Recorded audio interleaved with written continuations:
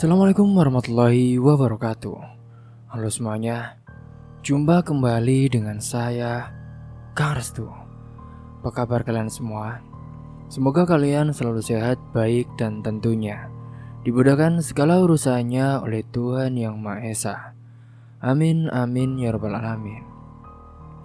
Oke, seperti biasa, kali ini saya akan menceritakan sebuah kisah horor. Kali ini saya akan melanjutkan cerita yang kemarin. Dan bagi kalian yang baru bergabung di channel kami, jangan lupa klik tombol subscribe-nya. Klik juga lonceng notifikasinya serta like video ini agar kalian semua tidak ketinggalan cerita-cerita menarik dan terbaru tentunya dari channel kami. Oke, terima kasih. Dan langsung saja tanpa berlama-lama lagi, bagaimana kisahnya? Ini dia ceritanya. Pada hari itu, suasana di rumah Alvan tidak seramai biasanya. Ruang tamu yang biasanya jadi tempat nongkrong dia dan teman-teman gengnya kini sepi. Alvan hanya duduk di sofa sambil memainkan ponselnya dengan wajah muram. Di depan televisi menyala tapi tak ditonton. Sementara di dapur, terdengar suara gelas beradu dengan pelan. Tak lama saat itu Pak Iskandar muncul dari dalam kamar. Ia mengenakan baju batik dan juga celana kain. Wajahnya tenang tapi ada ketegasan dalam sorot matanya. "Van, kamu udah semester berapa sekarang ah?" ucapnya sambil berdiri di depan sofa. Alvan tak menjawab, hanya mendengus sambil mengangkat bahu. "Ini tuh udah mau ujian ya Van. Tugas-tugas kamu belum dikumpulin semua. Ini dosen kamu sampai telepon ayah 2 kali. Tapi kamu malah keluyuran gak jelas. Malu kamu itu Van, malu."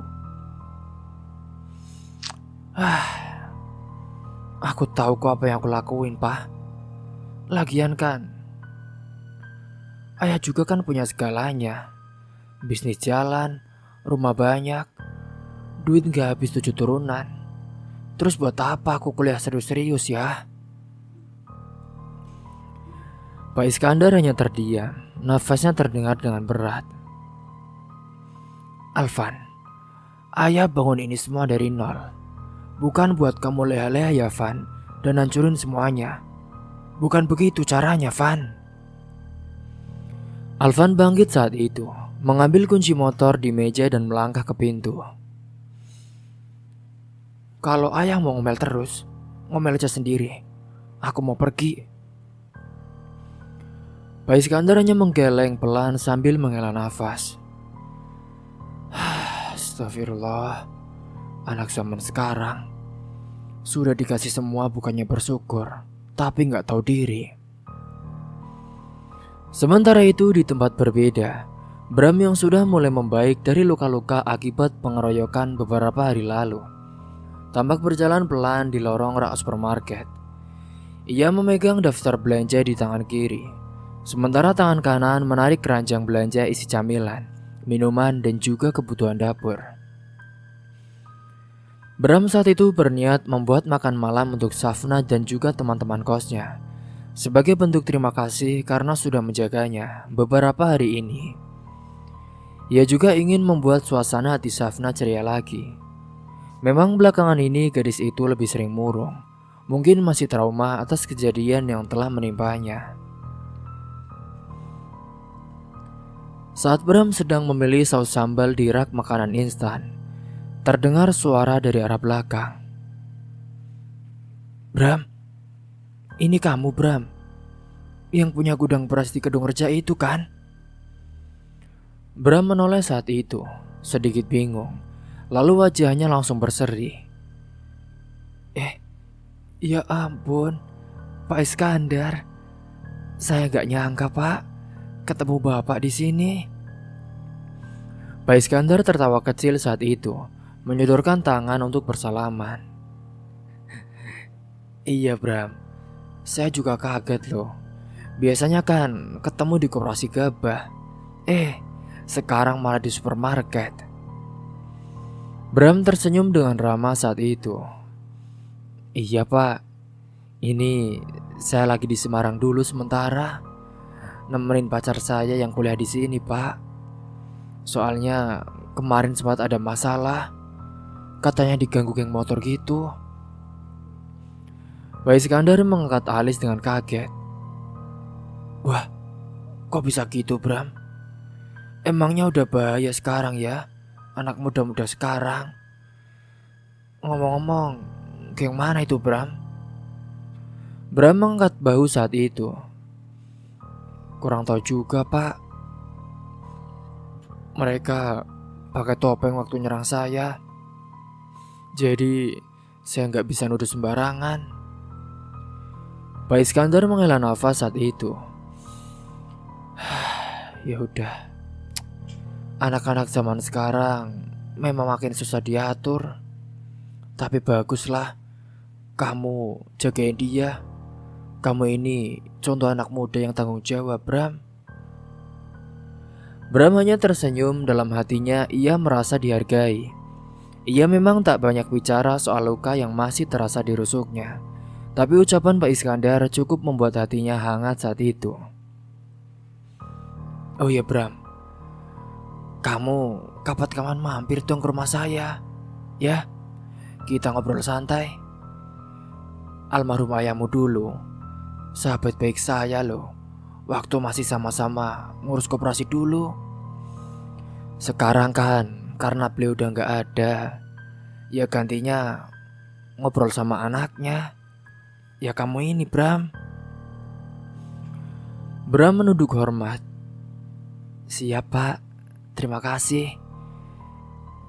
Tapi bapak kenal almarhum? Ya jangan salah Bram, saya tuh kenal dekat loh. Dulu kita tuh sering-sering bareng ke balai desa, bahas soal pengadaan pupuk sama pembinaan petani.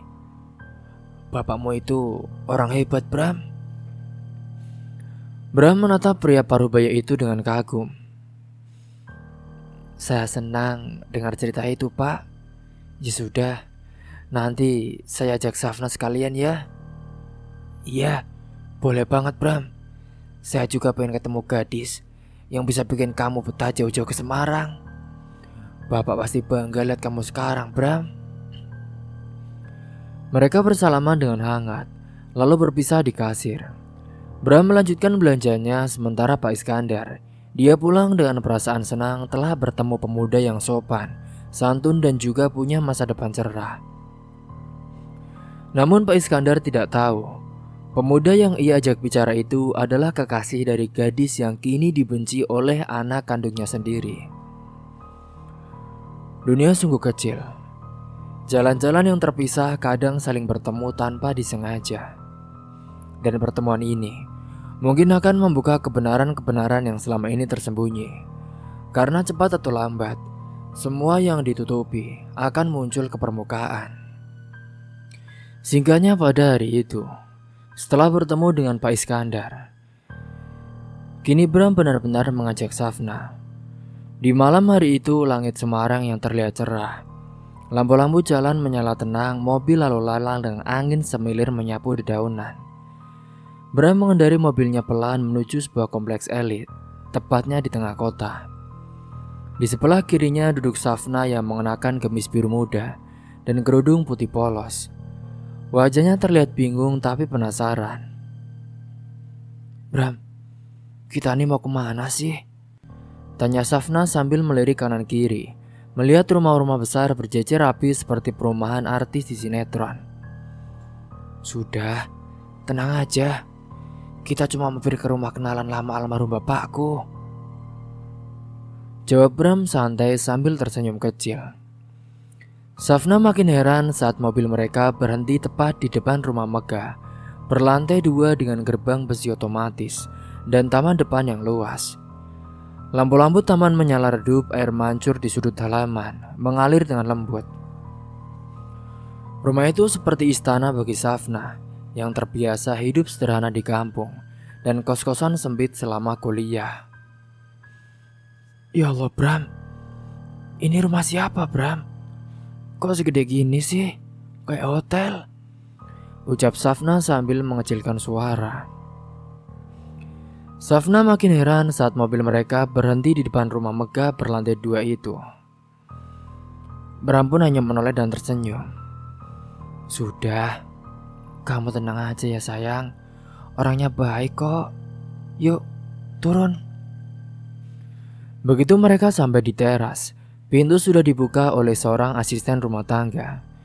Tak lama muncul sosok Pak Iskandar bersama istrinya Bu Rina, menyambut dengan tangan terbuka saat itu. Bram, akhirnya kamu datang juga. Ini pasti Safna ya?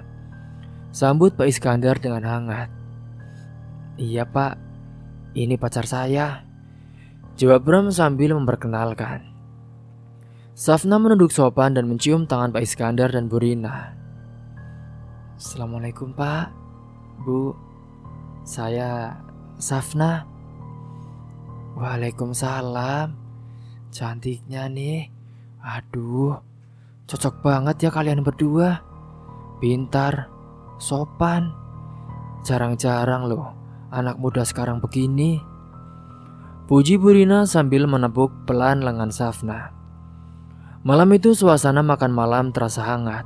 Makanan dihidangkan lengkap mulai dari sop buntut, ayam panggang madu sampai buah segar. Tapi yang membuat Safna nyaman bukan karena makanannya, melainkan keramahan tuan rumahnya. Mereka tak menunjukkan sikap tinggi hati meski tinggal di rumah sebesar itu. Bram pun duduk di samping Pak Iskandar, saling bercerita soal bisnis beras tentang almarhum ayah Bram, dan sedikit soal rencana masa depannya. Sementara Safna berbincang dengan Bu Rina soal kampus, hobi masak dan rencana setelah lulus nanti. Safna, kamu nanti kalau udah lulus, mau kerja dulu atau langsung nikah? Tanya Bu Rina sambil tertawa kecil. Safna pun tersipu.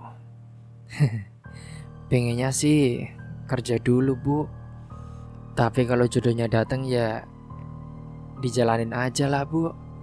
Ikut takdir.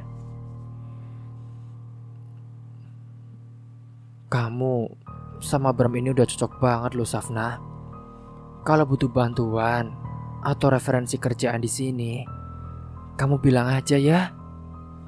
Masya Allah, makasih banyak ya Bu, jawab Safna dengan tulus. Yang mereka semua tidak tahu malam itu adalah bahwa di rumah mewah itu juga tinggal seorang yang sangat mengenal Bram dan sangat membenci Safna. Dia adalah Alvan, anak dari Pak Iskandar dan juga Bu Rina. Tapi beruntungnya malam itu Alvan sedang tidak ada di rumah. Ia belum pulang sejak siang, entah nongkrong di mana.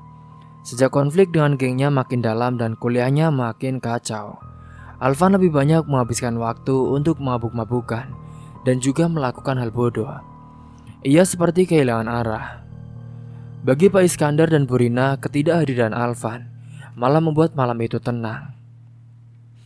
Mereka tak perlu menjelaskan atau mendamaikan suasana. Mereka juga belum tahu siapa sebenarnya Bram bagi Alvan. Dunia benar-benar sedang memainkan leluconnya sendiri. Setelah makan malam dan berbincang hampir 2 jam, Bram dan Safna pun pamit pulang saat itu. Mereka diantar sampai gerbang dengan penuh kehangatan. Bram, Safna, nanti kalau kalian ada waktu lagi, mampir lagi ya. Safna, kamu juga. Kamu kayak anak sendiri, ujar Bu Rina sambil melambai. Pasti Bu, insya Allah. Pada waktu itu pun mereka berjalan pulang. Sepanjang perjalanan pulang, Safna terlihat bahagia.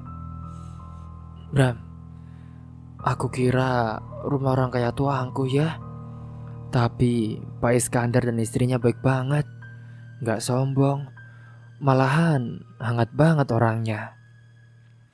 Bram pun mengangguk sambil menyetir. Iya, aku juga ngerasa begitu kok. Gak nyangka ya, orang sekelas Pak Iskandar bisa rendah hati begitu. Tapi keesokan harinya Bram mendapat kabar dari kampung bahwa ada hal penting yang harus ia selesaikan. Salah satu alat berat di gudang beras rusak dan harus segera diganti. Sementara pasukan panen sudah menumpuk saat itu. Ia tak bisa menundanya. Safna, aku harus balik kampung dulu sebentar. Mungkin 3 hari. Tapi aku janji kok, aku bakal telepon terus. Ucap Bram saat mereka sarapan bareng di warung depan kos saat itu. Safna pun mengangguk. Iya, gak apa-apa kok Bram. Urusan di kampung kan juga penting. Aku ngerti kok. Yang penting kamu jaga diri ya. Lagian, insya Allah sekarang sudah aman kok keadaannya. Hingga saat itu setelah berpamitan, mereka berpisah sore itu. Bram kembali ke kampung membawa harapan agar bisa segera beres dan kembali lagi ke Semarang sebelum ujian Safna dimulai. Tapi di tempat lain suasana tak tenang. Alvan yang pulang larut malam dalam keadaan mabuk mendapat kabar dari tetangga rumah bahwa tadi malam ada tamu di rumahnya. Pasangan muda laki-laki dan juga perempuan. Mereka lo makan malam bareng Pak Iskandar dan Bu Rina. Ramai banget tuh Van. Kayaknya anak muda baik-baik, kata salah satu tetangganya. Alvan pun mengernyit. Laki-laki? Pacarnya cewek itu? Iya, katanya dari kampung. Tapi sopan banget loh. Perempuannya juga cakep juga, tambah si tetangga. Alvan diam, jantungnya berdetak dengan keras. Ia merasa firasat buruk mengalir. Ia pun hanya berkata pelan dalam hati, jangan bilang itu dia. Malam itu juga Alvan kembali ke kampus. Tapi bukan untuk belajar, ia hanya ingin satu hal, yaitu melihat Safna. Menatap wajahnya, meyakinkan diri bahwa semuanya masih mungkin ia rebut dari Bram. Dengan mata sembab, tubuh lemas karena alkohol, dan kepala penuh amarah, Alvan berdiri diam di ujung lapangan kampus, menatap dari jauh perempuan yang kini sudah jauh darinya. Perempuan yang tidak pernah benar-benar ia miliki, tapi juga tak bisa ia relakan. Dan perlahan-lahan obsesi itu mulai berubah menjadi kehancuran. Alvan benar-benar sudah tergila-gila oleh kecantikan dan juga wajah dari Paras, Safna. Hingga ia benar-benar sudah tak punya pilihan lain selain ada. Jika bukan dia yang mendapatkan, maka orang lain tak boleh mendapatkan. Singkat cerita, pada saat itu cuaca di Semarang begitu cerah, seolah ikut menyambut lembaran baru yang akan dibuka oleh Bram dan Safna. Setelah beberapa minggu sibuk dengan urusan masing-masing, Bram pun kini mengurus gudang beras di kampungnya yang sempat bermasalah. Dan Safna sudah menyelesaikan ujian akhir semester yang berjalan dengan lancar. Akhirnya, hari yang dinanti telah tiba. Mereka berdua sudah sepakat akan menikah 1 bulan lagi. Bram yang sudah mantap menyambutnya dan sudah mantap menyebutnya sebagai calon istri. Safna pun menerima dengan hati tenang dan juga bahagia. Mereka tak ingin menyanyiakan waktu lebih lama. Semuanya sudah disiapkan, sudah dipersiapkan, rencanakan dengan keluarga dengan baik. Orang tua Safna pun sudah merestui dan siap datang ke acara pernikahan yang akan diadakan sederhana di kampung mereka. Namun sebelum itu, Bram dan Safna sepakat untuk menyampaikan kabar bahagia itu langsung kepada Pak Iskandar dan juga Bu Rina. Mereka merasa dua orang tua tersebut sangat baik dan juga hangat. Tak hanya sebagai orang tua kaya yang rendah hati, tapi juga sudah menganggap mereka seperti anak sendiri. Bram juga ingin menunjukkan rasa hormat karena Pak Iskandar adalah sahabat almarhum ayahnya. Safna, nanti kita ngomongnya santai aja ya. Aku yakin mereka pasti senang, ucap Bram saat di perjalanan. Iya Bram, tapi Aku agak grogi juga sih. Mereka terlalu baik, kayak orang tua sendiri. Jawab Safna sambil memainkan jarinya, sedikit gugup. Sementara itu di sisi lain rumah mewah itu, suasana pagi itu cukup hening. Di ruang keluarga Pak Iskandar sedang duduk sambil membaca koran dan Burina menyiapkan teh manis di meja. Van, nanti siang kamu jangan pergi dulu ya. Ayah mau kenalin kamu sama tamu yang mau datang hari ini, ucap Pak Iskandar kepada Alvan sambil menoleh ke arah tangga. Alvan pun muncul dari lantai atas dengan rambut acak-acakan dan juga kaos kusut. Matanya sembab, wajahnya tak bergairah. Sejak pertemuannya yang terakhir dengan Safna di kampus, ia memang jadi lebih sering murung. Ia masih tidak bisa menerima kenyataan bahwa perempuan yang diinginkannya justru memilih pria lain, pria yang bahkan ia anggap biasa saja. Siapa sih tamunya ya? Ngapain juga? Aku harus ikut. Jawabnya dengan datar. Sudah, itu teman ayah Van, anak muda. Dia kerja keras, sopan, dan sebentar lagi dia tuh mau nikah. Ayah mau kamu lihat langsung Van, biar kamu bisa belajar. Usia kalian hampir sama loh, tapi dia udah mantap jalan hidupnya. Alvan hanya mendengus saat itu. Males ah. Ayah selalu banding-bandingkan aku sama orang lain. Bukan begitu Van. Ayah cuma pengen kamu belajar. Lihat sendiri nanti, gak ada paksaan. Tapi ayah harap kamu mau duduk bareng. Tanpa menjawab, Alvan kembali naik ke kamarnya. Di atas ia pun meringkuk di kasur sambil menatap langit-langit kamar. Kepalanya berisik, hatinya panas, tapi rasa penasarannya lebih besar saat itu. Waktu pun telah tiba. Bram dan Safna sampai tepat pada hari itu. Begitu masuk ke halaman rumah Pak Iskandar, Safna sempat merasakan jantungnya berdetak lebih cepat dari biasanya. Entah kenapa perasaannya sedikit gelisah. Di ruang tamu Pak Iskandar dan Burina sudah menunggu dengan senyum lebar. Mereka menyambut pasangan muda itu dengan hangat. Seperti biasa, Bram pun mencium tangan Pak Iskandar dan juga tangan Burina dengan penuh hormat. Sementara Safna menunduk sopan dan juga memberi salam. Wah, akhirnya kalian datang juga. Ayo, duduk. Ini mau minum apa dulu? Jus? Teh apa kopi? Kata Burina dengan riang. Santai saja Bu. Kita kan memang sengaja kesini bukan untuk formalitas. Kita mau sampaikan kabar penting, kata Bram. Sebelum Bram mulai bicara, terdengar suara langkah kaki dari arah tangga. Alvan muncul dengan malas mengenakan hoodie dan celana training.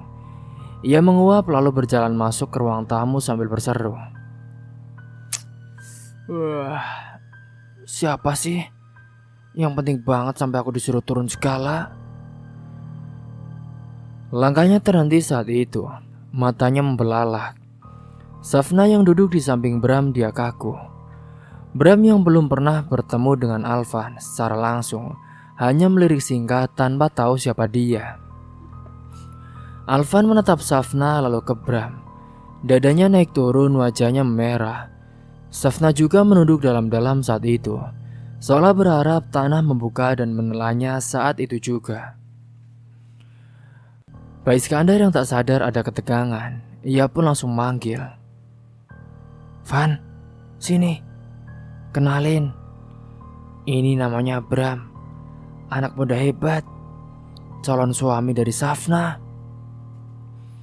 Dan saat nama itu disebut, Alvan terbatuk keras.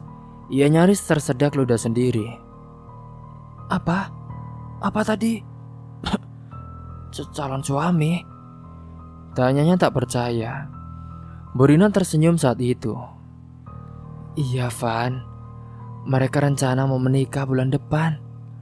Makanya dia kesini sekalian silaturahmi dan juga minta doa restu.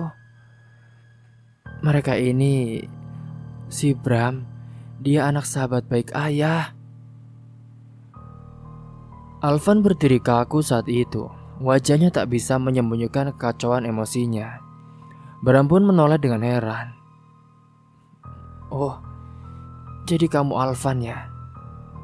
Salam kenal ya, saya Bram, ucap Bram dengan ramah.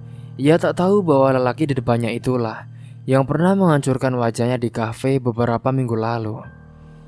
Alvan hanya mengangguk lalu cepat-cepat menunduk. Aduh, maaf ya, perutku tiba-tiba mendadak sakit. Aku permisi dulu, mau ke atas. Ucapnya tergesa dan langsung berbalik, meninggalkan ruang tamu tanpa menoleh lagi. Safna hanya bisa menarik nafas panjang. Tangan Bram yang menggenggam lengannya terasa hangat, seolah memberi kekuatan. Setelah Alvan pergi, suasana kembali tenang. Pak Iskandar dan Bu Rina dengan senang mendengarkan rencana pernikahan Bram dan juga Safna. Kami cuma nikah sederhana, Pak, Bu.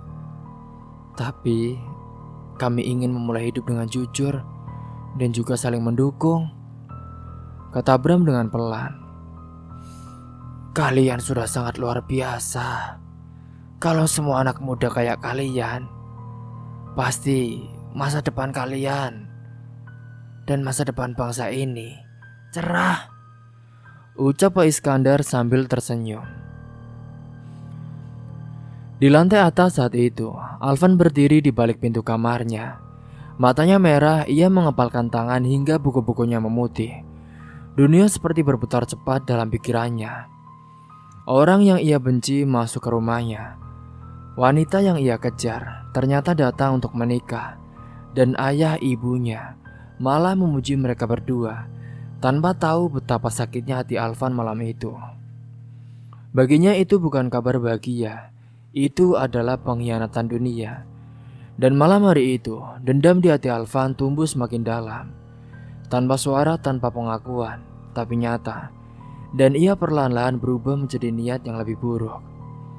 Pada malam itu pun, ia langsung menelpon para gengnya untuk memberikan pelajaran yang sangat mengerikan.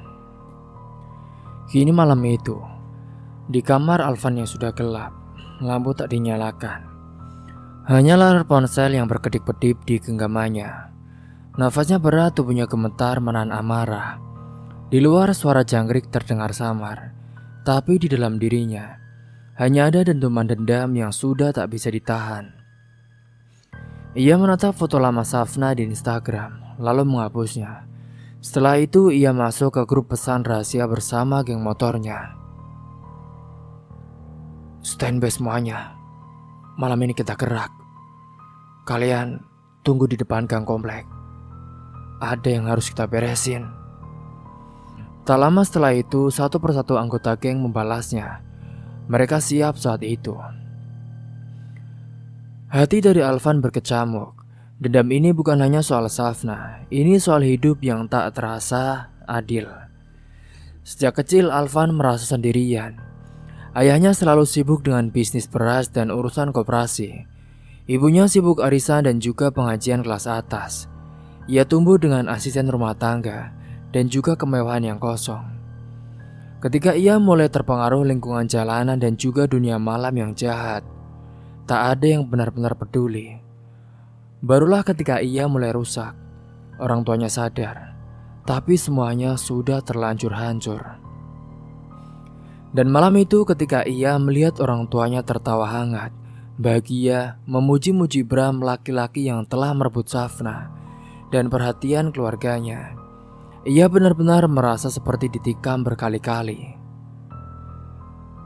Tidak, pikir Alvan, malam ini bukan waktunya mereka bahagia. Sementara di ruang tamu rumahnya, Safna dan Bram pun pamit pulang saat itu. Ya udah Pak, terima kasih banyak ya, Bu. Maaf kalau kami merepotkan, kata Bram sambil tersenyum ramah. Gak sama sekali, Bram. Kapan-kapan mampir lagi ya. Rumah ini selalu terbuka buat kalian, jawab Bu Rina saat itu. Mereka pun melambaikan tangan lalu berjalan pelan menuju mobil. Safna menggandeng tangan Bram dengan erat, masih terbawa suasana hangat yang mereka alami barusan. Tapi saat itu Bram merasakan firasat yang aneh. Matanya sempat melirik ke lantai atas rumah itu sebelum pergi, seperti ada bayangan seorang yang mengintai. Mobil melaju pelan keluar dari gerbang perumahan. Namun baru sampai depan gang besar perumahan, mobil itu tiba-tiba dihentikan. Di depan, tampak 4 orang berdiri mengenakan jaket dan juga masker, membawa tongkat, rantai besi dan juga botol kaca. Bram refleks mengerem saat itu. Safna, kamu jangan turun dulu ya. Tapi suara keras terdengar. Keluar lo Bram, keluar. Itu suara Alvan. Ia membuka topengnya, matanya merah, urat lehernya menegang. Safna pun terbelalak saat itu. Alvan melangkah maju. Akhirnya kalian berdua keluar juga. Gue pikir lo orang kampung bakal sadar diri, tapi malah makin songong ya lo. Bram keluar dari mobil saat itu. Jadi lo yang ganggu Safna waktu itu? Iya. Alvan tersenyum tipis. Akhirnya lo sadar juga. Tapi malam ini lo gak bakal bisa pamer lagi. Ini terakhir lo senyum. Alvan pun mengangkat balok kayu panjang. Bram sempat mengelak, tapi salah satu anak geng melemparkan botol yang pecah dekat kaki Bram. Safna pun turun berusaha menghentikan saat itu. Alvan, cukup Van. Kalau kamu ada masalah sama aku, jangan bawa-bawa Bram. Alvan pun menoleh saat itu. Lo pikir lo siapa, Va? Gue yang pertama suka sama lo, tapi lo lebih milih dia. Lo ngeremehin gue. Dengan amarah yang sudah buta, ia mengayunkan balok. Bram pun menangis dengan tangan kosong. Namun luka menganga langsung muncul di pelipisnya. Saat itu, Bram jatuh terlutut dan juga pingsan sejenak. Safna menjerit dan Leherry mendekat saat itu. Bram. Namun dalam kacauan itu, satu botol minuman keras dilemparkan. Entah oleh siapa, botol itu menghantam keras bagian belakang kepala Safna. Suara pecahan kaca pun terdengar nyaring. Lalu saat itu, tubuh Safna jatuh ke tanah dengan darah mengalir deras. Semua terdiam. Bram membuka matanya pelan saat itu, melihat Safna terkapar. Safna. Ia mengerang bangkit, tubuhnya gemetar. Dengan sisa tenaga, ia menerjang Alvan, mengajar dengan pukulan membabi buta. Tapi Alvan yang lebih kuat membalas. Dua geng lain pun ikut menyeret Bram, memukul dan menendang hingga tubuhnya sudah tak bergerak lagi. Sampai akhirnya saat itu, salah satu dari mereka panik.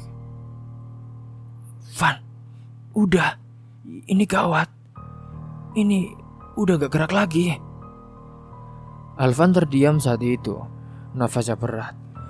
Matanya menatap tangan yang masih berlumur darah. Ayo cabut, ayo. Ini kita bisa penjara kalau gini. Mereka pun kabur hening menyelimuti tempat kejadian itu. Tubuh Bram dan Safna terbujur berdampingan, berlumur darah di bawah cahaya lampu jalan yang redup. Dan pada keesokan paginya, seorang tukang sapu jalanan menemukan mereka. Ia menjerit ketakutan. Polisi segera datang, garis polisi dipasang. Ambulan pun mengevakuasi.